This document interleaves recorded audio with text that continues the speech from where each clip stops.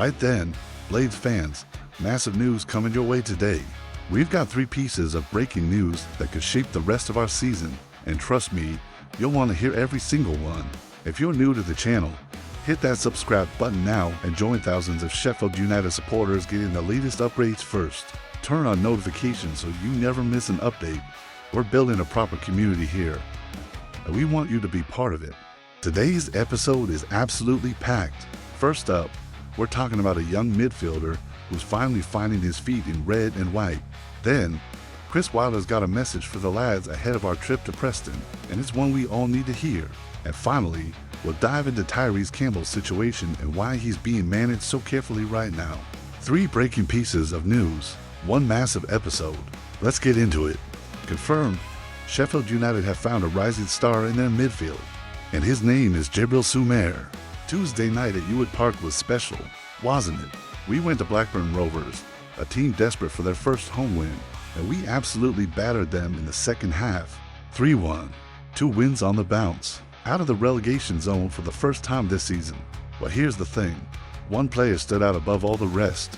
Gabriel Soumare, 22 years old, Senegalese international, and he's starting to look like the real deal.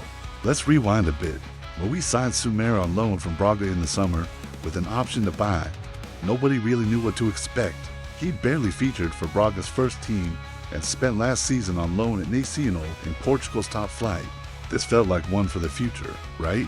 A project player who'd need time to adapt to the championship. At Nacional last season, Soumare made 25 appearances, scored 1 goal, and provided 1 assist in Liga Portugal. He was playing regularly, in proper minutes, and developing his game. But the championship is a different beast entirely. It's faster, more physical, and tactically demanding in ways that other leagues just aren't. Well, scratch that, because Soumare is adapting faster than anyone imagined. Here's some context. Since Vini Souza left, we've been crying out for that physical presence in midfield. Someone who can win tackles, break up play, but also carry the ball forward with confidence. That's a rare combination at championship level. Vini gave us steel, bite, and energy. His departure left a massive void, and we've been trying to fill it ever since. Soumare is giving us exactly that. Against Blackburn, he was everywhere, winning duels, pressing aggressively, and when he got on the ball, he didn't panic. He drove forward, looked for passes, and kept things ticking. At 6'1" and with a left foot that he uses naturally, Soumare has the physical attributes to dominate midfield battles. But what's impressed me most is his football intelligence. He knows when to press, when to hold, and when to drive forward. He was unlucky not to be credited with the equalizer. Daffet Tanganga headed Sam McCallum's corner across goal, and Soumare was there, putting pressure on Axel Henriksen, who ended up turning it into his own net. But make no mistake, that was Soumare's goal. He forced the error. He was in the right place at the right time. That kind of positional awareness doesn't come naturally to young midfielders. It's learned through experience, through game intelligence, and through coaching. And Soumare is showing it already. And here's where it gets emotional. After the final whistle, Soumare was called over to the away end. The Traveling Blades fans gave him a standing ovation. He led the celebrations. A young lad who's barely been at the club 3 months, being applauded like a hero. That tells you everything you need to know. The fans are backing him. They see what he's doing, and more importantly, they believe in him. When you've got 2,000 traveling supporters chanting your name after just 7 appearances, you know you're doing something right. Chris Wilder spoke about Soumare after the match. He said, "I'm really pleased for Gabriel because he's coming on loan from another country, and he's finding himself as well. It was good for him to have that performance." Coming from Wilder, that's high praise, and it's well deserved. Wilder doesn't hand out compliments easily. He demands effort, commitment, and quality. The fact that he singled out Soumare tells you how impressed he's been. So what does this mean for Sheffield United moving forward? Well, for starters, we finally got competition in midfield. Harold Riedewald's been brought in as an experienced head. Jamie Shackleton's back fit after his injury layoff. Tom Davies and Oli Arblaster are waiting in the wings, desperate for their chance. This is healthy competition, and it's exactly what we need. No player can afford to coast. Everyone has to fight for their place. But right now, Soumare deserves to keep his place. He's growing in confidence with every match. His stats so far? 7 appearances, no goals, 1 assist. Not spectacular on paper, but his impact goes way beyond numbers. He's becoming a leader on the pitch, and that's what we've been missing. Last season at Nacional, he played over 1,800 minutes, won 68.5% of his aerial duels, and completed over 80% of his passes. Those numbers translate to championship quality. Let's talk about the future. Soumare is on loan with an option to buy. That means at the end of the season, we can decide whether to make this permanent. His market value is estimated at around 1.6 million euros.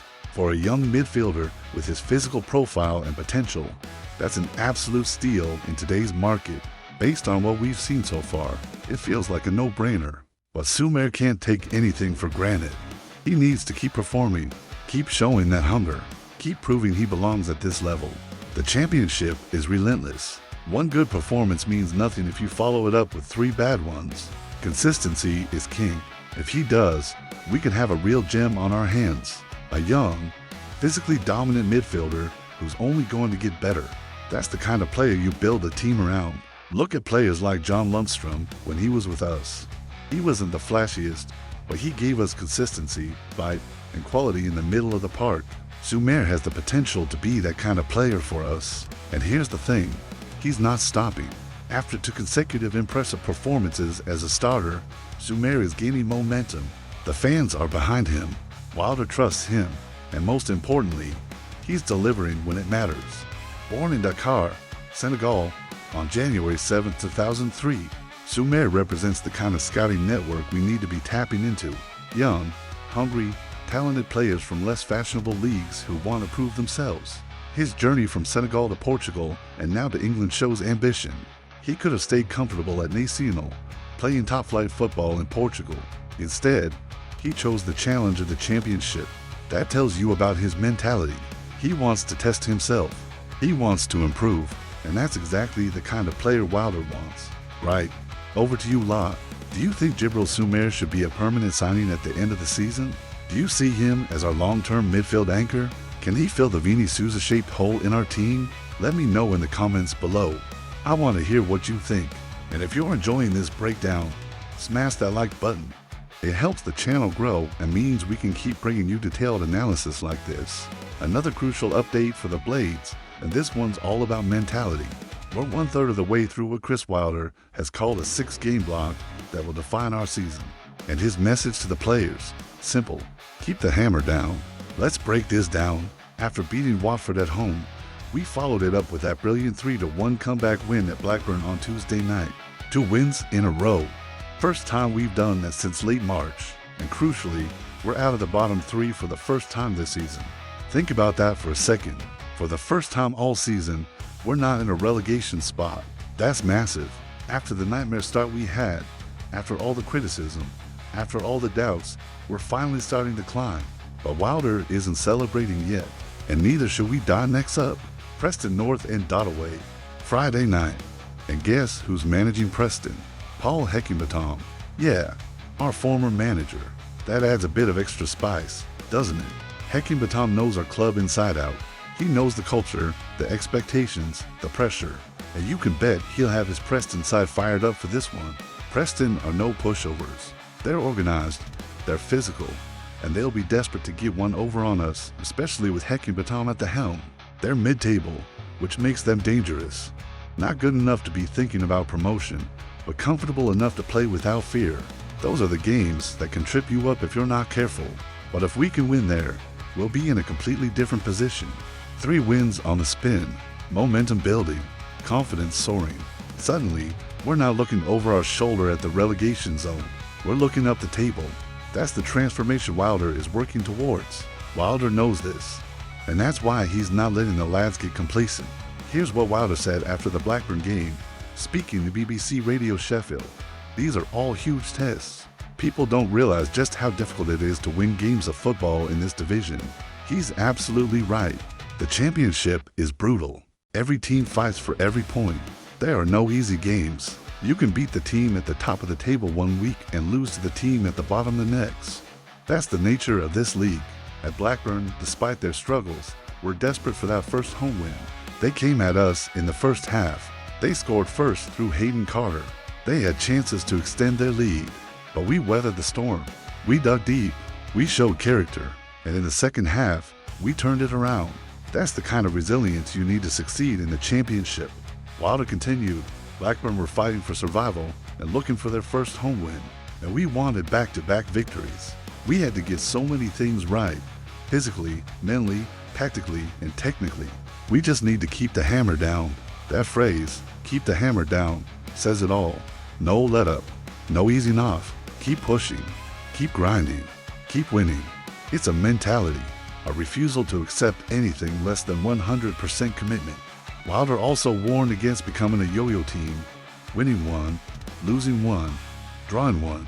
That inconsistency will kill us in this division.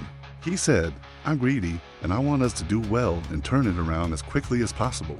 We don't have time to be a yo-yo team if we want to have a positive season. That's the reality. We're not good enough to coast. We can't afford to drop points against teams we should be beating. If we want to climb the table and have a proper go at a playoff push, we need consistency, and that starts at Preston. The 6-game block Wilder mentioned is crucial. It's Watford at home, Blackburn away, Preston away, then 3 more after that before the international break. These are the games where you set your season up. Win 4 or 5 of them, and suddenly you're in a completely different position. Lose 3 or 4, and you're right back in the mire. Wilder also took time to praise Gabriel Soumare, who we've already discussed, and Callum O'Hare, who stepped up massively in the absence of Gus Hammer. O'Hare was brilliant against Blackburn. He set up Harrison Bros for the second goal with a perfectly weighted pass. He worked tirelessly off the ball, and he showed real leadership on the pitch. Wilder said, it was a tough game for Callum because I thought it was a physical game, and the referee let a lot go.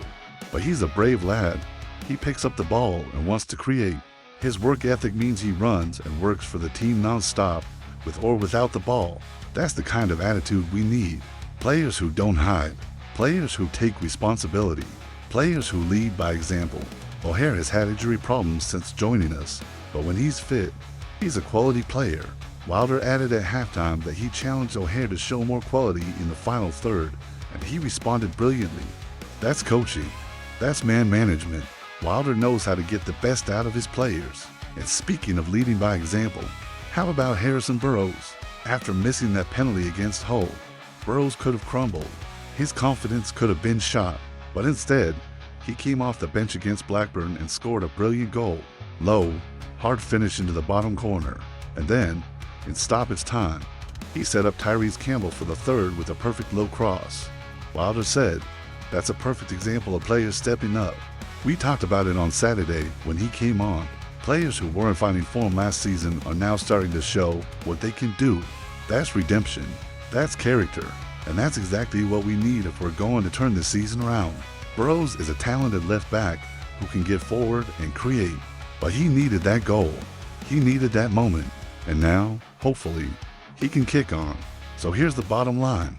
We've won 2 on the bounce. We're out of the relegation zone. But the job is far from done. Preston away is a massive test. Win there, and we're flying. Lose, and all that momentum we've built evaporates. It's that simple. The championship doesn't give you time to breathe. It doesn't give you time to enjoy victories. You have to move on immediately to the next challenge. Wilder's message is clear. Keep the hammer down. No complacency. No easing off. Just relentless focus and hard work. That's what got us promoted 2 years ago. That's what kept us competitive in the Premier League. And that's what will get us back to where we belong. All right, Blades fans, do you think we can win at Preston? Do you believe this team has turned a corner under Wilder? Can we string together 3, 4, 5 wins in a row? Drop your predictions in the comments. I'm feeling confident, but I want to know what you lot think. And don't forget to like this video if you're enjoying the content. Your support means everything. Right, let's talk about Tyrese Campbell. Because for the first time since Chris Wilder returned to Bramall Lane, Campbell didn't start a match, and a lot of fans were asking, why? Against Blackburn on Tuesday night, Danny Ings was preferred up front, with Tom Cannon alongside him. Campbell had to settle for a place on the bench, and naturally, that raised some eyebrows. After all, Campbell's been one of our better performers since Wilder came back. He scored goals, worked hard, and looked sharp. But before anyone starts panicking, let's get into the details. Because there's a very good reason for Wilder's decision, and it's all about managing Campbell's workload carefully over a long, grueling championship season. First, let's talk about what happened when Campbell did come on. He was introduced just after the hour mark, replacing Tom Cannon in the 61st minute, and in typical Campbell fashion, he made an immediate impact. He brought energy, he pressed defenders, he stretched the pitch with his pace, and crucially, he got his goal. In the second minute of stoppage time, Harrison Bros delivered a perfect low cross from the left. Campbell was there, unmarked, 6 yards out. He slotted it home with confidence. 3-1. Game over. His third goal of the season in just 7 appearances. That's a better than 1 in 3 strike rate, which is excellent for any championship striker. That's what Campbell does. Even when he's not at his sharpest, he finds a way to contribute. He's a goal scorer, a natural finisher, someone who's always in the right place at the right time, and Wilder knows how valuable that is. In a division where goals are hard to come by, having a striker who can sniff out chances is gold dust. So why didn't he start? Wilder explained it all after the match, speaking to BBC Radio Sheffield, and his reasoning makes perfect sense. Wilder said, "It was good to have Danny for 55, 60 minutes. With Tyrese, it's obviously an ongoing process physically. There's the key word, physically. Campbell is still building up his fitness. He's not at 100% yet, and Wilder is being smart about how he uses him. Remember, Campbell came to us on a free transfer from Stoke City in the summer. He'd been released by Stoke after 5 years there, and there were question marks about his injury record. He'd had cruciate ligament problems in the past, which are serious. Those kinds of injuries can take years to fully recover from, both physically and mentally." Wilder went on, "We thought, in a week where we had 3 games before the international break, he was quite weak at home, having played really well against Southampton. So we had to balance that out a bit. That's important context. Against Southampton in the EFL Cup, Campbell was excellent. He was sharp, aggressive, and looked threatening throughout. But then, just a few days later at home, he looked leggy-tired, not at his usual sharpness. His touch was off. His movement wasn't as crisp. Those are telltale signs of fatigue. That's the reality of fixture congestion in the championship. Games come thick and fast. We're talking about 46 league games, plus cup competitions in a 10-month season. If you're not careful, you can burn players out by Christmas. And if a player isn't physically ready, you risk injuring them or running them into the ground. And with Campbell's injury history, that's a risk Wilder isn't willing to take. Wilder is playing the long game here. He knows Campbell is a crucial player for us. 3 goals in 7 appearances already this season. But if he breaks down with an injury in November, we're in trouble. We don't have the depth up front to cope with long-term injuries. So instead of running him into the ground, Wilder is managing his minutes carefully, starting him when he's fresh, bringing him off the bench when needed, rotating him with Ings and Cannon to keep everyone sharp and competitive. It's smart management, and Campbell, to his credit, understands it. Wilder said, "As soon as we put Tyrese on the pitch, it was a great goal from him.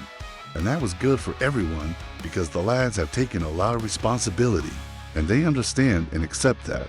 Campbell isn't sulking. He's not complaining. He's not causing problems behind the scenes. He's getting on with it, doing his job, and making an impact when called upon. That's the attitude of a professional. That's the kind of mentality you want in your squad. Here's the bigger picture. We've got a long season ahead.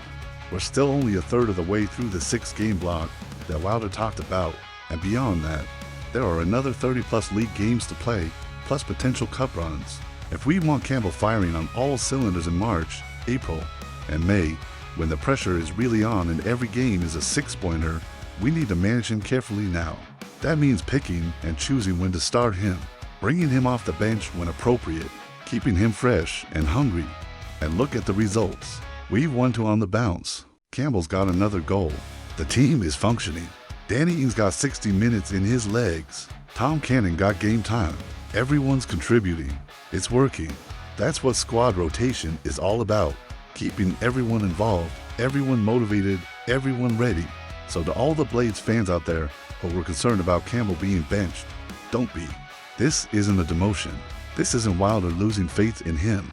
This is careful, calculated management designed to get the best out of him over the course of the season. Campbell is still a key player. He's still scoring goals. And when we need him, he'll be there. One more thing. Campbell's goal against Blackburn was his first away goal since the playoff final at Wembley back in May, when we lost it to 1 to Sunderland. That's a long time between away goals, 5 months. But now he's off the mark, and hopefully that opens the floodgates. Because when Campbell's on form and firing, he's unplayable. He's got pace, power, movement, and composure in front of goal. Those are rare attributes for a championship striker, right? Here's the question for you lot. Do you agree with Wilder's approach to managing Tyrese Campbell?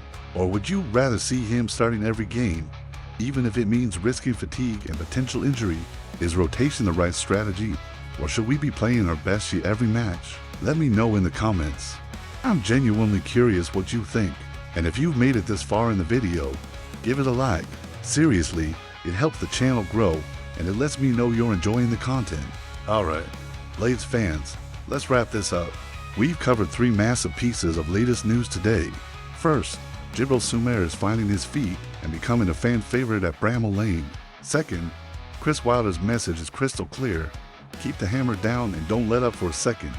And third, Tyrese Campbell is being managed carefully, but he's still delivering crucial goals when it counts. 2 wins on the bounce, out of the relegation zone for the first time this season.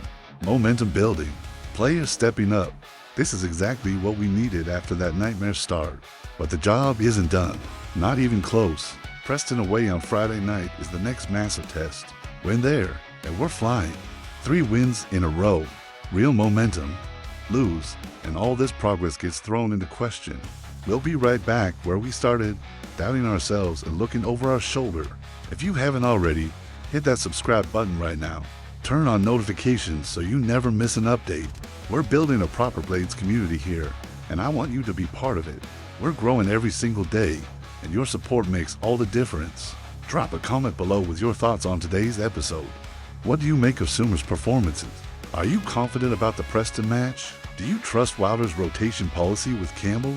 I read every single comment, and I love hearing from you lot. Your opinions matter. And don't forget to share this video with your fellow Blades fans. Send it to your mates. Post it in your supporter groups. The more people who see it, the stronger our community becomes. We're all in this together. Thanks for watching, everyone. I'll see you in the next one with more breaking news and analysis. Up the Blades!